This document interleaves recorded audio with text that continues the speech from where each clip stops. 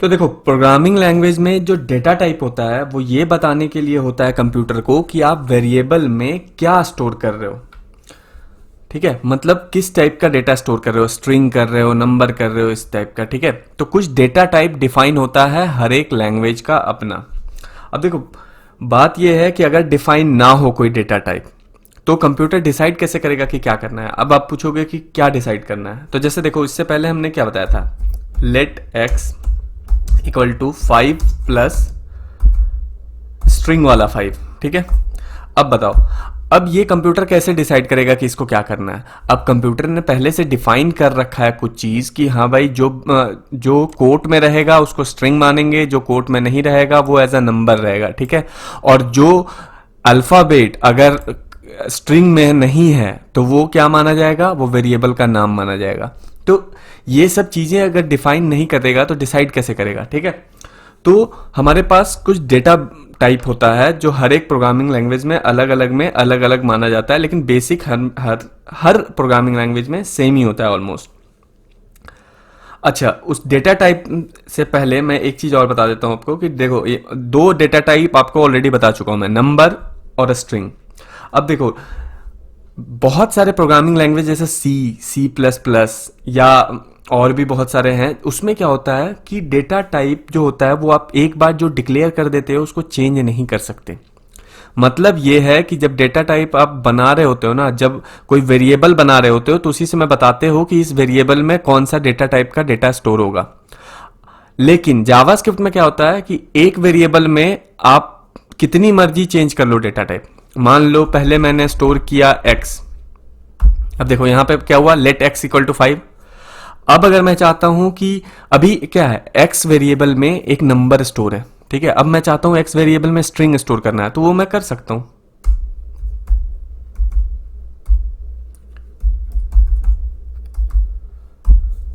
अब देखो क्या हुआ, x में क्या हो गया, अब स्टोर हो गया स्ट्रिंग।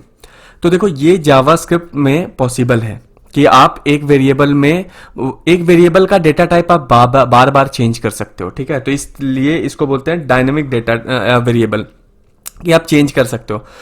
सी प्लस प्लस में क्या होता है, आप जब वेरिएबल डिक्लेयर करते हो उसी समय बताते हो कि इसमें किस टाइप का डेटा टाइप डाटा स्टोर होगा, और एक बार आपने बता दिया तो फिर वो चेंज नहीं हो सकता, वो फिर एरर देगा। बट जावास्क्रिप्ट में अलाउड है ये चीज कि आप x में पहले 5 स्टोर कर दो, फिर आप x में स्ट्रिंग स्टोर कर दो, फिर आप x में चाहते हो तो फिर नंबर स्टोर कर दो।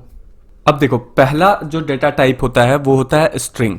ठीक है, तो मान लो यहां पे अब हम लोग फिर से बनाते हैं एक स्ट्रिंग।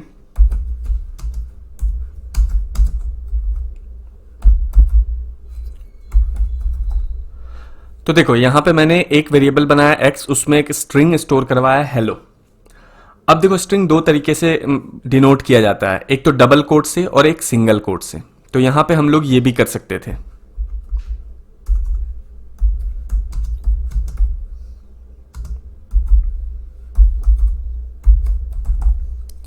तो यहां पे देखो, हमने दो वेरिएबल बनाया, एक x बनाया, एक y बनाया है। अब x में हमने डबल कोट से हेलो सेव कराया और y में सिंगल कोट से। तो अब दो तरीका क्यों है, अब ये मैं आपको बताने जा रहा हूं कि दो तरीके से क्यों स्टोर करते हैं। अब मान लो कि एक स्ट्रिंग में मुझे सिंगल कोट चाहिए, तो मैं कैसे स्टोर करूंगा, अगर सिर्फ सिंगल। अब मैं यहां चाहता हूं कि हेलो में यहां पे कुछ ऐसा हो। ठीक है, अब मैं ये कैसे कर सकता हूं, ये नहीं कर पाऊंगा सिंगल कोट में, क्योंकि कंप्यूटर क्या है कि पहला जो सिंगल कोट है वहां से स्टार्ट जैसे ही उसको मिलता है वो उसने ये सोचने लगा कि ये स्ट्रिंग स्टार्ट, यहां पे आया स्ट्रिंग बंद। अब यहां से क्या है, उसको फिर से चाहिए था स्ट्रिंग। अगर एलो आप स्टोर करा रहे हो तो, नहीं तो एलो को वो क्या मान लेता है कि वो एक एलो एक वेरिएबल का नाम है। ठीक है, तो ऐसे सिचुएशन से बचने के लिए हमने दो चीजें ली हुआ है। अब देखो, अगर मुझे सिंगल कोट स्ट्रिंग के अंदर रखना है तो मैं क्या करूंगा, उस स्ट्रिंग को डबल कोट में रखूंगा और बीच में मैं सिंगल कोट लगा सकता हूं, वो ये अलाउड है। और मान लो मुझे डबल कोट चाहिए अपने टेक्स्ट में, तो मैं क्या करूंगा, उस टेक्स्ट को सिंगल कोट में डाल दूंगा और वहां पे बीच में मैं डबल कोट ले लूंगा। देखो हो गया, अब ये अलाउड है, अब कोई एरर नहीं है। तो इस चीज के लिए दो तरीका होता है। अगर आपके टेक्स्ट में एक सिंगल कोट है तो आप क्या करो कि डबल कोट में उसको बंद कर दो, अगर आपके टेक्स्ट में डबल कोटेशन वाला है तो आप क्या करो, सिंगल कोट में बंद कर दो उसको। अच्छा, अब कुछ लोगों के दिमाग में ये आया होगा कि मान लो मुझे दोनों चाहिए तो क्या करेंगे। तो दोनों के चाहिए होगा अगर आपके टेक्स्ट में, तब तो आपको कुछ और जुगाड़ लगाना पड़ेगा। तो देखो उसके लिए भी है। अब मान लो कि मुझे डबल कोटेशन के अंदर भी डबल कोटेशन चाहिए, मान लो कि मुझे यहाँ पे डबल कोटेशन चाहिए, तो अब ये कैसे लाएंगे। तो उसके लिए आपको क्या करना है कि उस डबल कोटेशन के आगे बैक स्लैश लगा देना है। ये अब ये एक्सेप्टेबल है। अभी देखो, अभी मैं बैक स्लैश नहीं लगाता हूं, ठीक है। और हम लोग क्या करते हैं कि यहां पे लिखते हैं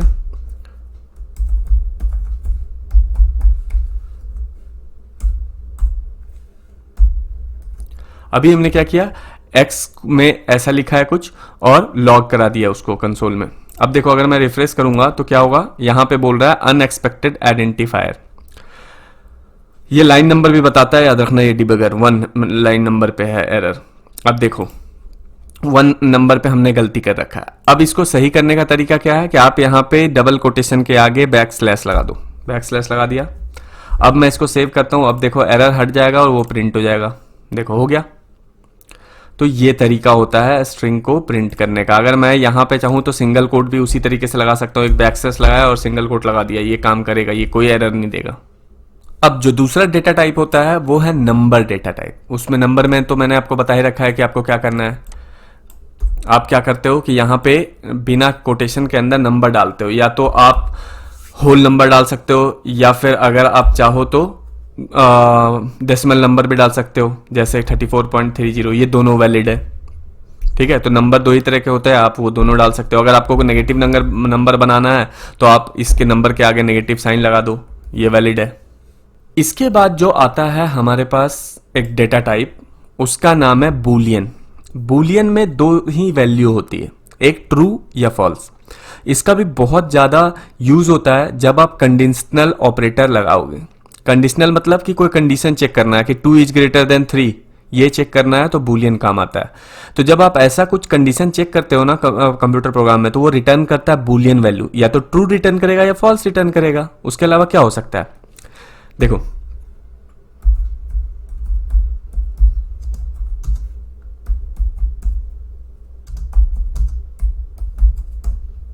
बूलियन में या तो ट्रू होगा या फॉल्स होगा, ठीक है। अब देखो ये कब काम आता है, जब आप कुछ ऐसा चेक कर रहे होते हो कि 2 इज ग्रेटर देन 3, तो यहां पे कंप्यूटर क्या बता सकता है, या तो हाँ ट्रू बताएगा या फॉल्स बताएगा। उसके अलावा क्या बताएगा, कुछ नहीं बताएगा। तो बस यही इसी टाइम पे ये काम आता है जब हम लोग कुछ ऐसा चेक कर रहे होते हैं। अब देखो यहां पे भी मैं इसको एक वेरिएबल में स्टोर करके देखते हैं कि क्या रिटर्न कर रहा है।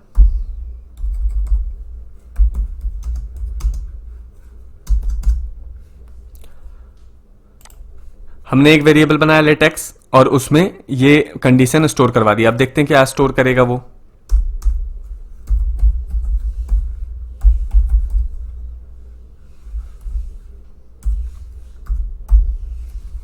अब देखो रिजल्ट फॉल्स। तो ये है वो बूलियन वैल्यू। अब देखो यहां पे, अब मैं इसका कंडीशन उल्टा कर देता हूं। अब क्या होगा, अब वो ट्रू करेगा रिटर्न, ये देखो ट्रू। तो यही है, कंडीशन चेक करने में हमें ये डेटा टाइप काम आता है बूलियन, जो या तो ट्रू रिटर्न करेगा या फॉल्स रिटर्न करेगा। इसके अलावा कुछ भी रिटर्न नहीं करेगा वो। इसके बाद हमारे पास एक डेटा टाइप आता है जिसका नाम है एरे। एरे में क्या होता है कि एक वेरिएबल में हम मल्टीपल डेटा स्टोर करवा सकते हैं। अब इसके बारे में डिटेल में आगे बताऊंगा क्योंकि ये थोड़ा सा बड़ा टॉपिक है, ठीक है। तो इसके लिए अलग से ही वीडियो लगेगा, लेकिन फिर भी मैं आपको बता देता हूं, डेटा टाइप बता रहा हूं तो इसलिए बता देता हूं कि एरे भी एक तरह का डेटा टाइप है और वो कैसा दिखता है ये मैं अभी आपको दिखा देता हूं।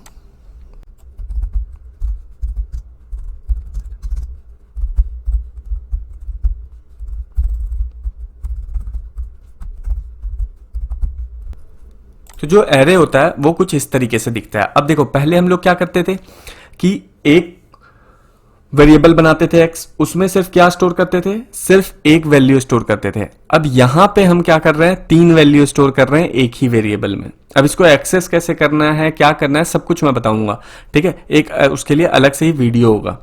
तो बस अभी आपको याद ये रखना है कि एरे भी एक तरह का डेटा टाइप होता है। अब इसके बाद एक डेटा टाइप होता है जिसको बोलते हैं ऑब्जेक्ट। ठीक है।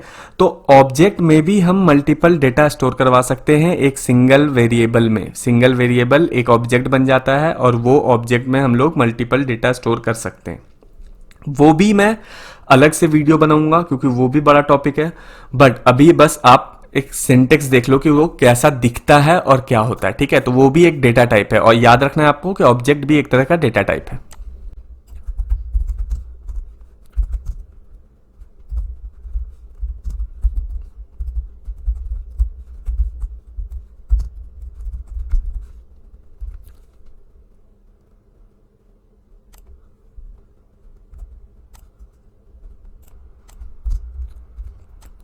तो देखो, ऑब्जेक्ट जो होता है वो कुछ इस तरीके से दिखता है कि हम लोग एक वेरिएबल बनाते हैं और उसमें मल्टीपल डेटा स्टोर करवाते हैं, ठीक है। और उस डेटा को भी अपना एक अलग नाम दे सकते हैं। अब इसके बारे में भी मैंने बोला आपको कि एक डिटेल वीडियो बनाऊंगा तो उसमें आपको बता दूंगा। फिलहाल के लिए आप बस देख लो कि किस तरीके के ऑब्जेक्ट बनता है और इसको भी हम लोग एक तरह का डेटा टाइप बोलते हैं।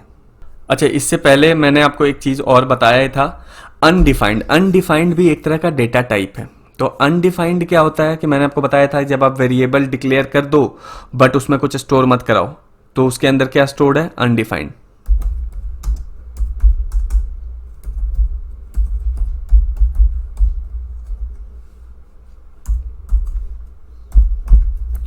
अब देखो ये क्या आउटपुट देगा, अनडिफाइंड। तो अनडिफाइंड भी एक तरह का डेटा टाइप है, ठीक है। तो जब वेरिएबल को आप डिक्लेयर कर देते हो बट उसमें कोई वैल्यू नहीं होता तो वो हो जाता है अनडिफाइंड। बट अच्छा, अब मैं एक चीज और आपको बताना चाहता हूं कि देखो, अनडिफाइंड का मतलब ये नहीं है अगर मैं यहां पे खुद से एक ब्लैंक स्ट्रिंग दे रहा हूं। देखो, डबल कोट दे दिया मतलब एक स्ट्रिंग दे दिया है, ठीक है। तो उसका डेटा टाइप बदल चुका है। मैंने बताया ना, अनडिफाइंड एक खुद में एक डेटा टाइप है।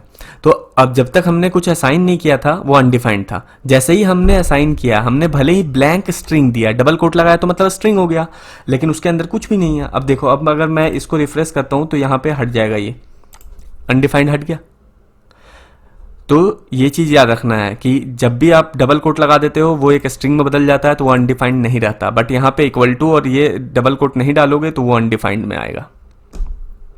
अब देखो, हमारे पास एक टाइप ऑफ ऑपरेटर करके आता है जिससे क्या होता है कि हम लोग किसी चीज का टाइप जान सकते हैं।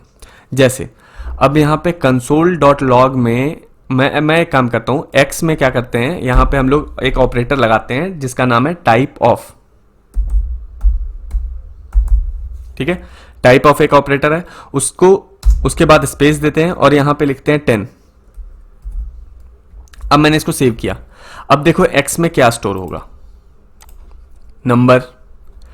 ये क्या करता है कि टाइप ऑफ क्या करता है, उसके आगे जो भी चीज लिखा हुआ है उसका डेटा टाइप बताता है और उसको स्टोर हो गया x में, और x को हमने console.log करा दिया, ठीक है। अब देखो, इस 10 के जगह पे मैं क्या करता हूं, यहां पे लिख देता हूं मेरा नाम।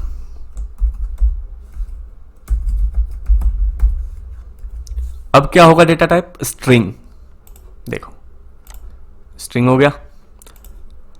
तो टाइप ऑफ ऑपरेटर क्या करता है कि आपको हेल्प करेगा ये जानने में कि किस टाइप का डेटा स्टोर्ड है आपके वेरिएबल में, ठीक है। अब देखो, इसको कहां पे यूज कर सकते हैं वो देखो। अभी मान लो कि मैं x में अपना नाम मैंने डलवा दिया। अब मैं देखना चाहता हूं कि x में किस टाइप का चीज स्टोर है।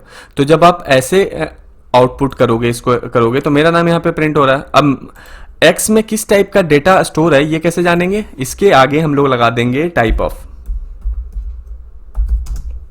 अब जैसे ही मैंने ऐसा लगाया टाइप ऑफ x, वो क्या लॉक करेगा, स्ट्रिंग। स्ट्रिंग। तो इस तरीके से हम बिना जाने कि इस वेरिएबल में क्या स्टोर है हम उसका डेटा टाइप जान सकते हैं। अब मुझे तो पता नहीं है कि x में क्या स्टोर है, लेकिन मैं जैसे ही उसके आगे टाइप ऑफ लिखूंगा मुझे मिल जाएगा कि वो किस टाइप का डेटा स्टोर है x में। अच्छा, अब एक प्रॉब्लम और है जो मैं आपको बताता हूं। जैसे देखो, पहले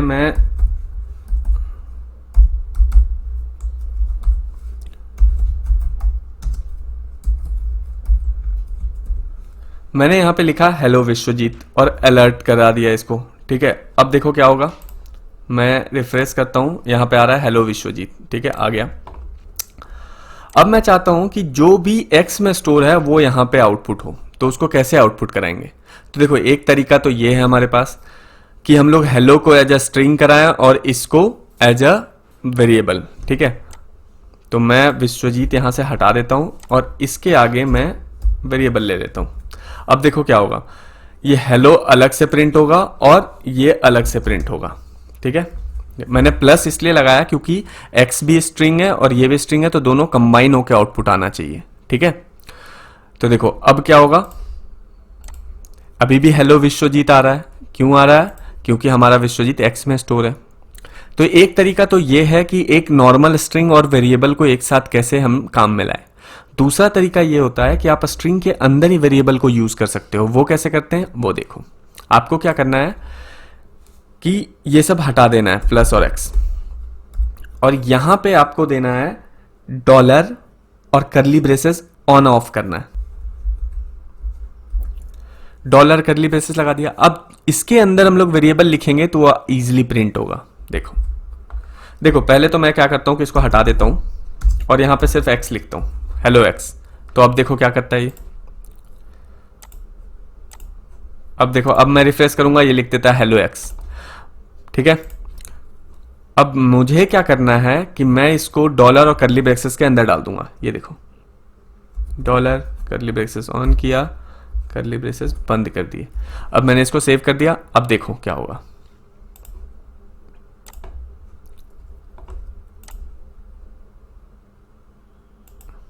ये अभी भी नहीं आया। तो ये काम इसलिए नहीं कर रहा है क्योंकि ये, इसको बोलते हैं टेम्पलेट लिटरल, ठीक है। ये जो मैं आपको बता रहा हूं उसको बोलते हैं टेम्पलेट लिटरल। तो ये काम डबल कोट सिंगल कोट दोनों में नहीं करता है, ये टिल्ट में काम करता है। टिल्ट कहां पे होता है? एस्केप के नीचे आप देखो एक इस तरह का साइन होगा, एस्केप के नीचे एक बटन है जस्ट नीचे, उसको जब आप यूज करोगे तो वो भी एज अ स्ट्रिंग काम करता है, बट इसमें टेम्पलेट लिटरल काम करता है। ये जो डॉलर और करली ब्रेसेस के अंदर दिया हमने, इसको बोलते हैं टेम्पलेट लिटरल। अब देखो, अब ये काम करेगा। अब अगर मैं रिफ्रेश करता हूं तो ये हेलो विश्वजीत दे रहा है, दे रहा है। तो आपको एक चीज याद रखना है, मैं भी भूल गया था ये, कि डबल कोट और सिंगल कोट में ये टेम्पलेट लिटरल काम नहीं करता है, ठीक है। आप ये टिल्ट के अंदर काम करता है। जब आप यहाँ पे स्टार्ट टिल्ट और एंड टिल्ट से करोगे तभी काम करेगा, ठीक है। तो दोस्तों, अगर आपको ये वीडियो पसंद आया तो वीडियो को लाइक कर दो और चैनल को सब्सक्राइब कर लो, ताकि आपको चैनल को दोबारा ढूंढना ना पड़े और जब भी मैं कोई ऐसा कंटेंट बनाऊं तो वो आप तक पहुंच सके।